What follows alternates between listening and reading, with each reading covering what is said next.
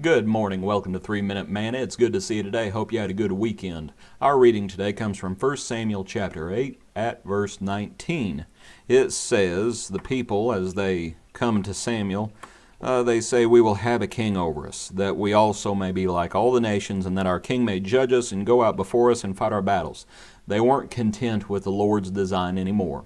They wanted to be like all the other nations. They did not understand they were already better than all of the other nations.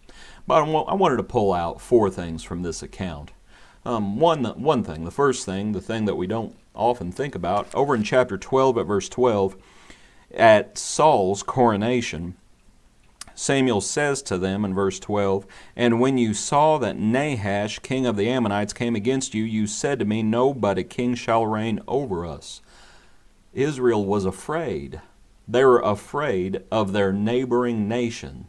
They were afraid for their own survival. A lot of times people worry about the church.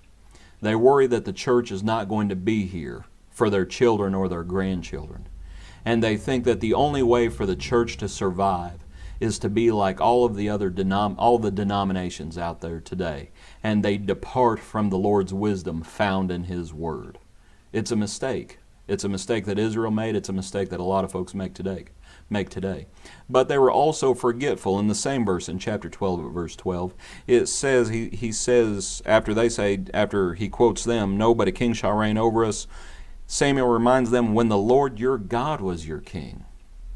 Right? Here they are, they come to Samuel, they say, "Give us a king." They forgot they already had a king. A lot of times people today, they want to walk by sight rather than by faith. They start coming up with all sorts of ideas. They start taking it upon themselves to make decisions or to go in certain directions. We need to understand we already have a king. The church already has a head. Right? What we need to do is we need to be better followers. We need to be better listeners.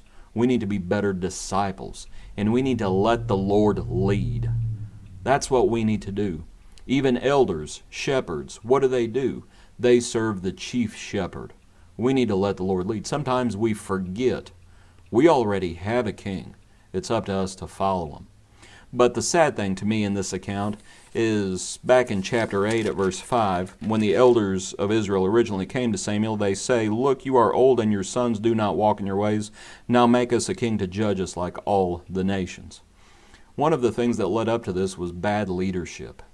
And that is a problem. It has always been a problem in the Lord's church as long as we are on this earth.